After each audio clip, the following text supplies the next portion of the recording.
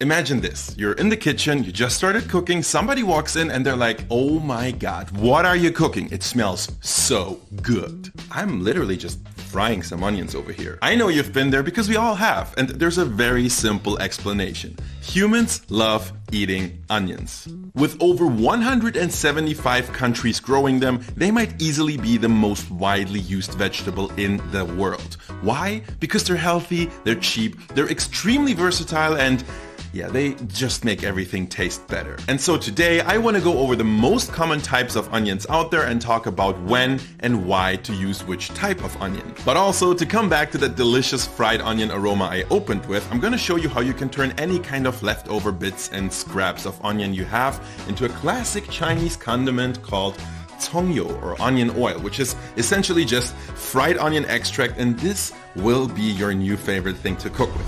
But first, let's cover the basics. When we talk about onions, we usually talk about the bulb or the leaves of a vegetable from the allium family. A lot of them are closely related, but to non-biologist humans, the defining feature in all of them is their taste. And interestingly, when you smell a whole onion, you're not actually going to notice much. What we know as the onion taste gets activated once you rupture the cells, for example by cutting or grating an onion.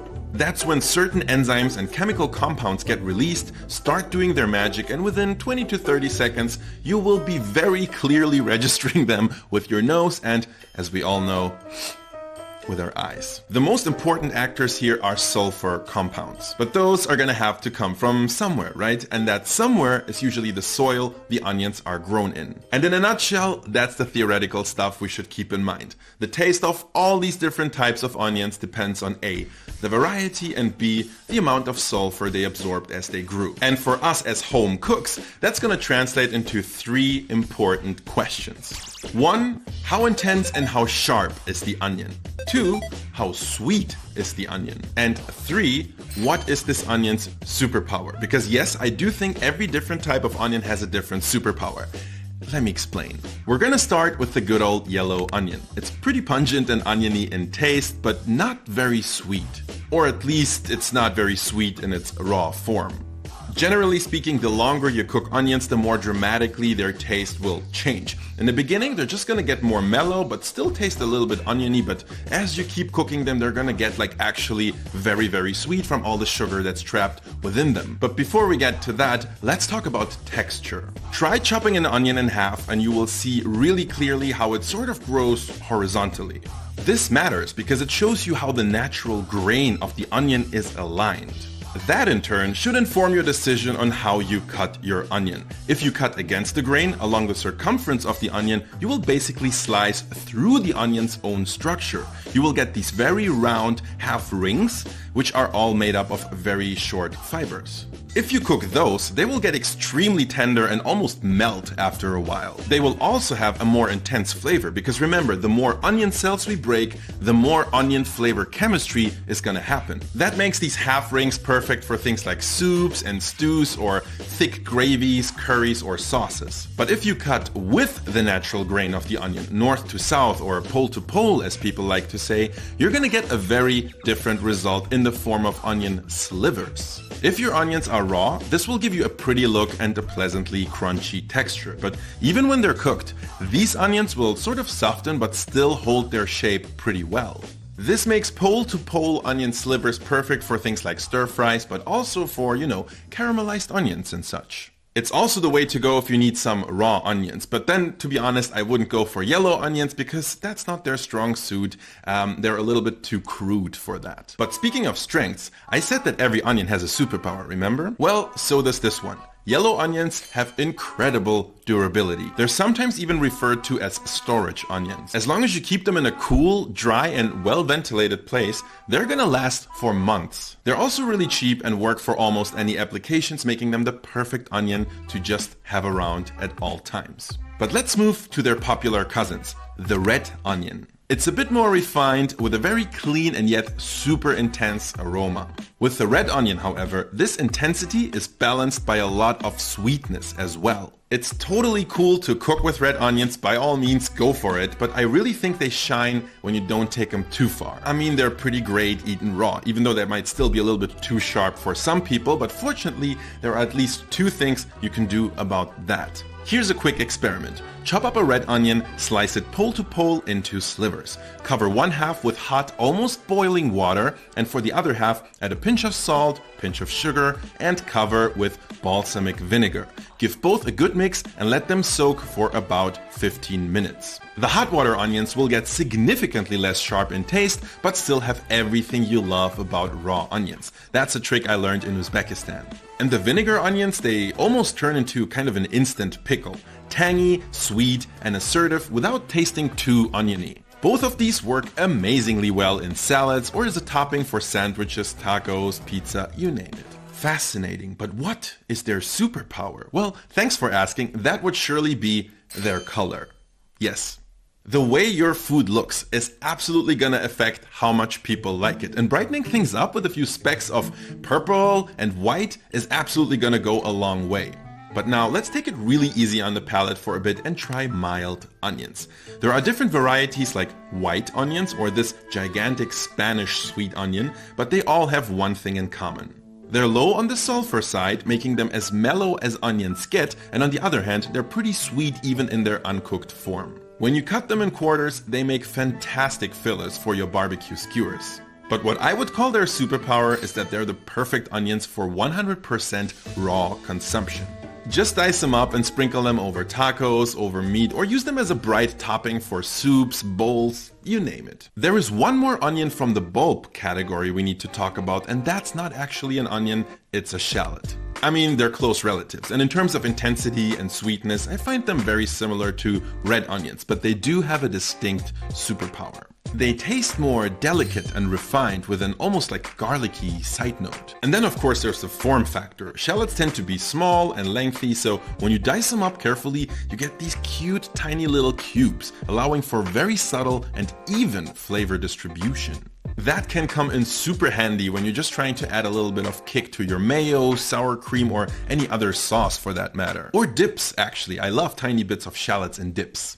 One of my favorite ways to use them, however, has gotta be making crispy fried shallots, which is a super popular thing in Southeast Asia. Let me show you how to do that. But first we need to peel shallots, which you will very soon realize is a huge pain in the ass. But don't fret, Oppa is here to help. What you want to do is simply cover your shallots with boiling water in a heat-proof bowl and let those sit for 5 minutes. Don't worry, nothing's gonna happen to the flavor, or not much, but their skin is gonna soften, and peeling even a whole bunch of shallots will be like 1,000 times faster and cleaner. Slice your shallots into rings, trying to maintain an even thickness, then drop those into a pan, nothing too shallow, and cover with neutral oil like canola, peanut, or whatever. First set your stove to medium, and then once it starts bubbling, go down to medium-low and keep simmering and stirring occasionally. This is gonna take a while, easily 20 minutes or more, but you need to go low and slow if you want to achieve even crispness without bitter, burnt shallot pieces. Patience really pays off here, guys.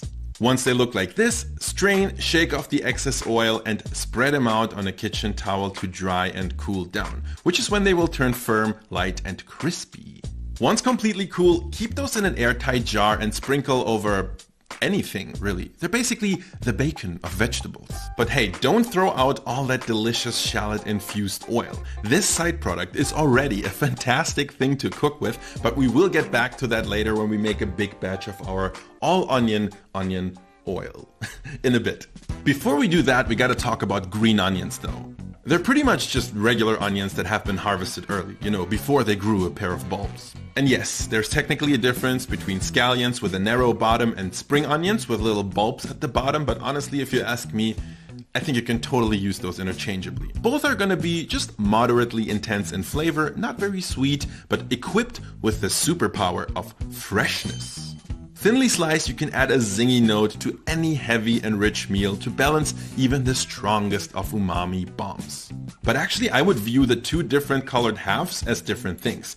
The whites have a deeper flavor and are great for making soup or stock, while the greens bring brightness and sharpness. Of course, their color does a lot as well in terms of visual appeal or contrast when you use them as a garnish. And speaking of garnish, if you want to be a little extra, try cutting the scallions into segments, slice them as thinly as you possibly can but lengthwise, then drop them into an ice bath. Within a few minutes, they will curl up and look real pretty when you're trying to impress someone with your cooking on your next date night. Oh, but please do me a favor and don't confuse spring onions with chives. Chives are basically the shallots of the green onion world. They're a different plant with a similar but more delicate and refined taste, and being much smaller in diameter, they're a great way to get even allium flavor into your sauces and dips, for example, and they work perfectly as a garnish. Another often misunderstood green onion cousin is the leek. I know leeks kind of look like green onions on steroids, but they're actually a different plant with a slightly different flavor profile. They're definitely on the mild side, but can still give you a rich umami base with a delicious sweet undertone. While their green tops do have pretty good flavor, they also have a really rough texture, so they're kind of best used to make stock or something like that. The white bottoms though, those can be used in a whole bunch of different dishes. I actually recommend cutting them into thick segments, which I promise are totally good to use as a hero ingredient in its own right. Try braising that with miso and honey, for example, or baking that with ham and cheese. Get creative. But finally, I did promise to show you how to make onion oil. I'm not kidding you, this is a very well-known thing in Chinese cuisine and it's extremely flavorsome. You can totally use this just the way you would use any other cooking oil, except this one is already pre-packed with delicious fried onion aroma, and that's gonna take all your cooking to the next level, I promise. The good news is that the process of making onion oil is extremely simple and also smells very good. Simply drop a very large amount of whatever types of onions you can get your hands on, even scraps and leftovers, into a large pot. Cover with neutral oil like canola, peanut, or whatever. I'm actually using all the demo pieces from this video, which is perfect. Different types of onions will give different nuances. Set your stove to medium and let this come up to a simmer. Stir every 5 to 10 minutes or so and keep doing that for as long as it takes. I'm sorry to say, and that's the small piece of bad news here, this might take quite a while. In my case, I think it was close to 1.5 hours. But for the best flavor, you really want to take your onions to a deeply caramelized state. Don't forget to stir occasionally, but do stop immediately if you notice that the first onions are about to turn black. Finally, pass through a fine mesh strainer into a heat-proof vessel and, unlike me, don't be a fool, let this cool before bottling. Seriously guys, the depth of this oil is incredible, and once you've gone through the process, you can make any savory dish taste a ton better without putting in any further work. Also, this should last for a very long time. So, I hope you learned something about onions in this video, and guys, seriously, I can't say this enough.